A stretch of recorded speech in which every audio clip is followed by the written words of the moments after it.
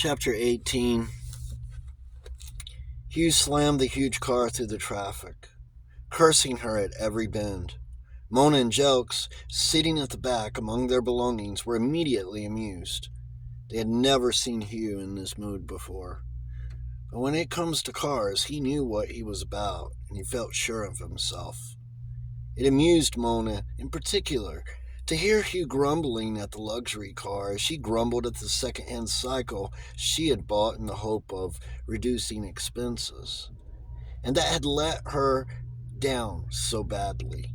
Most people think when they get into a Rolls of their own that they are free to drive straight to heaven.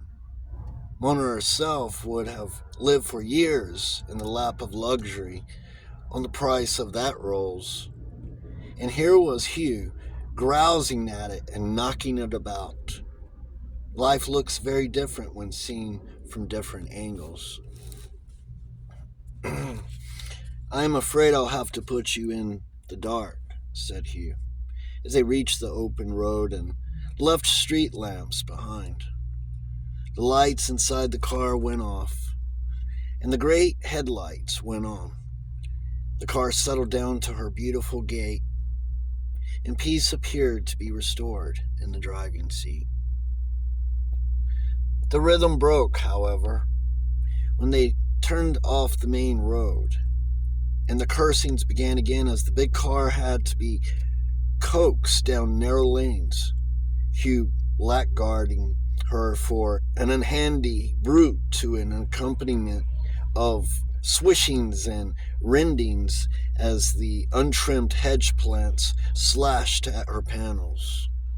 However, she got to the end of her troubles in due course and slid silent as a ghost across the common and down the lane to the farm. Hugh pulled up beside the dark and silent buildings, switched on the inside light, and turned in the driving seat to speak to his companions. There, in his corner, sat Jelks, like an old cock gone broody, with Mona asleep on his shoulder. Worn out by the alarums and excursions, the sight affected Hugh in an indescribable manner. It seemed to him that the deepest springs in his nature would be fed if a woman did that to him. Mona woke up and raised her head, and their eyes met. Hugh turned away hastily, lest his face should say too much, and so lose her friendship. "Well, we gotta get out of here," he said, suiting the action to the word. He opened the car door and held out his hand to help Mona to alight. She took it and put her foot on the running board. But the foot, numb from sleeping in a cramped position, gave way under her as she put her weight on it. She fell forward and Hugh caught her. She laughed, but for a brief moment Hugh had his wish. "Come on," said Hugh, taking a key out of the guttering over the door, which is the time-honored place to keep a key in the country. "I know it's like burglaring a tomb at the moment, but we'll soon have it more cheerful. You aren't scared of Ambrosius, are you, Mona? He's a great pal of mine. I'll introduce you presently." They entered, the air striking cold and dank and smelling of fresh plaster, which is not a pleasant smell. Hugh had no matches, struck a light on his pocket lighter, and held up the dim blue flame to illuminate their surroundings. They were not too bad. The mass production furniture was inoffensive, and its lime oak went well enough with the old farmhouse kitchen. Hugh lit a battered hurricane lamp hanging from a beam, a lamp which bore in clumsy lettering the words J. Pinker and Sons, in case the light-fingered should be tempted, and the place began to look more like a human habitation and less like the family vault. "Now for a fire," said Hugh. "Got any fuel?" said the practical Jelks. "Haven't we just? I should say we just about had. I thought I'd giving a Guy Fawkes party to the whole district." Jelks followed him through a door that led into a scullery, and thence into what had been the farmyard. And there, in the center, they saw dimly in the moonlight an enormous pile. They each gathered up an armful, returned to the living room, and deposited their loads in the great empty fireplace, for Mr. Pinker's dogs had not yet come to occupy it. He went out to the car and returned with a grease gun and shot black oil all over the pile. He touched a match to it, and it went up like a volcano. "Now then, TJ, I'll leave you to stoke. Get the place really warm and blow the expense. I'm going to the village." Arrived at the village, he was faced by the delicate task of breaking it to Mrs. Pascoe, who had made a thorough pet of him, that he was about to desert her. However, he reckoned he could soften the blow by confiding in her and asking her advice. Things were not made any easier, however, by the fact that she apparently had company in her sanctum behind the bar, for someone was singing a languorous and long-drawn-out ditty to the accompaniment of an accordion in there. However, there was nothing for it, and Hugh overcame his shyness and knocked on the door. The accordion died away with a wail like a despairing tomcat. The door opened, and a man stood there, obviously a seaman of the roughest type. "Hello," said Hugh, too taken aback to think of anything else. "Hello yourself," said the stranger, "and what might you be wanting?"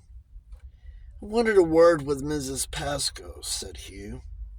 "She's going across to the shop, back in a minute." "Anything I can get you?" "No, thanks very much," said Hugh. "I'll wait till she comes back, if I may." "Come inside and sit down," said the man. Now he, like old Jelks, had been put off at first sight by Hugh's voice and bearing, which were those of his caste. But he, in his turn, had quickly sensed the simple humanity that underlay the veneer that his environment had plastered onto Hugh, and, metaphorically speaking, clasped hands with the man underneath. He ushered him into the lamp-lit, smoke-clouded, low-ceilinged snuggery. "Have one with me?" he said, taking up a stone jug that stood on the table amid the remains of a meal. "I don't mind if I do," said Hugh. "I've had no lunch." That was the way straight to the heart of the blue-jerseyed individualist confronting him. Had Hugh accepted fulsomely, it would have been only 1 degree better than declining. But to admit that he was glad of the beer, well, that was man to man. "Have a bite of supper?" said the seaman. "No, I don't want to do that," said Hugh. "I've got some people waiting for me, and I want to get some supper for them too. That's what I want to see Mrs. Pascoe about. She'll be back in 2 weeks, or if she isn't, I'll fetch her." "Where are your folk, mister?" "Up at Monk's farm." "God, so you're Mr. Paston." Ma wasn't expecting you back till Monday. I wasn't expecting myself back either, but here I am, and two people with me. One of them just been ill. And there's the place up there, all in darkness and nothing in it. And I want to get Mrs. Pascoe to lend me a hand. We'll lend you a hand, all right, mister. What do you want? Having a notion. That's what I want to ask your mother. She'll know. You bet she will, said Mr. Pascoe Jr., winking, and I'll get it up from the cellar. A bumping in the passage announced the return of Mrs. Pascoe, her arms full of parcels, having evidently been to call on Mr. Huggins. He explained his predicament. He had an old gentleman and a young lady. His niece, Hugh added hastily, up at the farm, and the young lady was only just out of bed, having been ill. Mrs. Pascoe was horrified, and not without reason. The poor young lady. She'll get her death. What things men were. She flew around like a hen in a corn bin. He was immensely amused to see what was her notion of the primary necessities of life. A case of bottled beer, 2 bottles of port, and a bottle of whiskey made their way into the car almost of their own volition. Then, at his suggestion, he got in too. Without waiting for any suggestion, her nautical offspring added himself to the party, and they set off in the Rolls Royce for Mr. Huggins. The amazement of that gentleman when he saw them beggars description. A heavy swell developed itself in his waistcoat, and it surged about like a captive balloon. They formed a human chain, with Mr. Huggins and Mrs. Pascoe at the business end, and himself and Bill as mindless links in outer darkness beside the car. And it seemed as if the entire contents of the shop were being passed out to them. In fact, it was only Bill's scientific stowage that enabled the rolls to hold the stuff. Hugh expected momentarily to see the kittens coming out from hand to hand. Finally, Mrs. Pascoe came out and climbed in among the dunnage with a ham in her hands or arms. Bill got in beside Hugh, and off they went. Hugh thought of the kind of cargoes that the Rolls was accustomed to carry, and wondered if cars have souls, how it felt. Anyway, it was no stranger to alcohol. It was the Mad Hatter's tea party. And he thought he might consider himself lucky if nobody stuffed him in the teapot. Firelight shone out of the farm windows so brightly that Hugh wondered whether it had caught alight. But no, Jelks had merely done as instructed, and stoked efficiently. A furnace roared up in the chimney, throwing more light than the lamp. Introductions were effected, and everybody seemed to know everybody else at once. Bill and Hugh winked at each other and got out the bottled beer. But Mrs. Pascoe suddenly spotted them and turned on them both impartially. Hugh, however, skillfully saved the situation by suggesting that Miss Wilton needed a small port. This roused Mrs. Pascoe's professional instincts. They had won all around, and life took on a more normal hue. Jelks and Bill went upstairs to get the beds put together, and Mrs. Pascoe disappeared into the kitchen. Mona, her toes on the hearth, looked much more like herself than she had done since things began to go wrong with her and the papers stopped payment. It was impossible to think shudderingly of Hugh after one had seen him out over the bottled beer. He drew a chair up to the hearth beside her and dropped into it. "I don't know that I can do anything more useful," he said, "than entertain you. How are you feeling these days?" She told him. "It's going to be a great lark here," he said. I'm having the time of my life. He had completely forgotten his hours of black depression, when his only friend was Ambrosius. I say, Mona, you haven't got to hurry back, have you? I haven't got to, but I expect Uncle Jokes will have to. Hugh fell silent.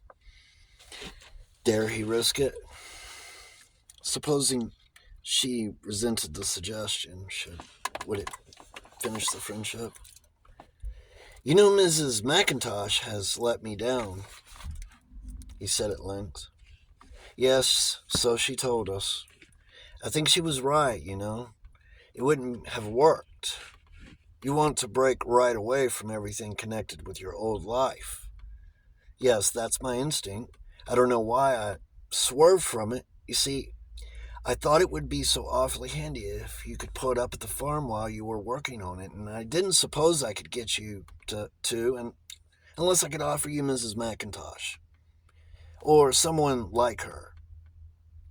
Look here. Supposing I get you this prize skivvy of Mrs. Pascoe's. Will you stop on after Uncle Jokes goes home? It would save no end of bother and fuss if you would. Mona thought for a minute.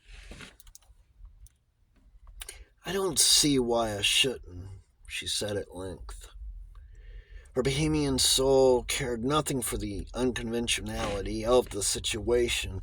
There had been a momentary flutter of fear at the thought of coping with Ambrosius single-handed after Jelks had left, but she steered her heart.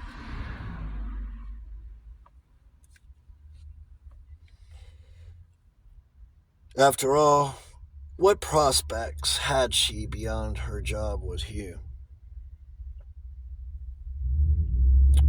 She must try and separate the employer from the human being in her mind. But that, unfortunately, had been her difficulty all along.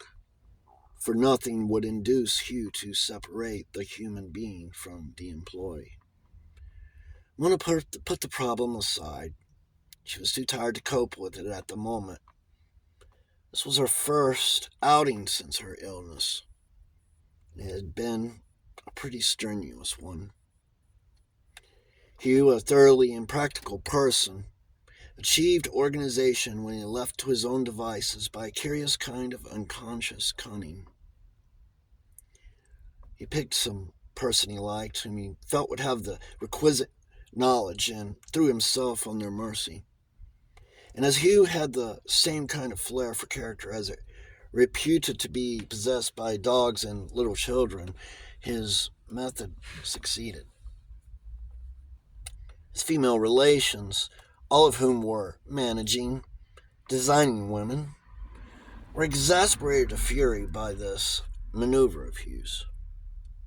Cassandra-like, their prognosticated woe the moment Hugh was off his lead.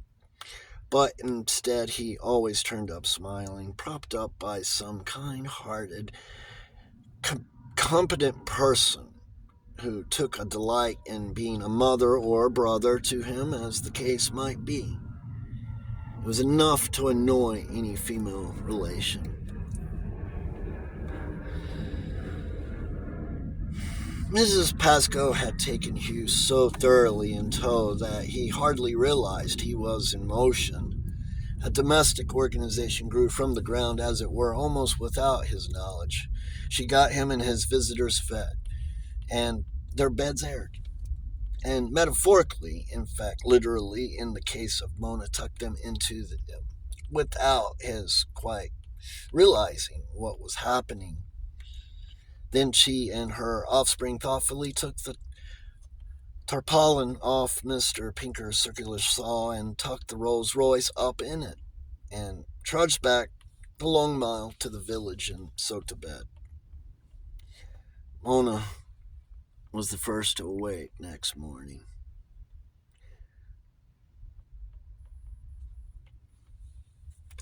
That will be part 1 of chapter 18.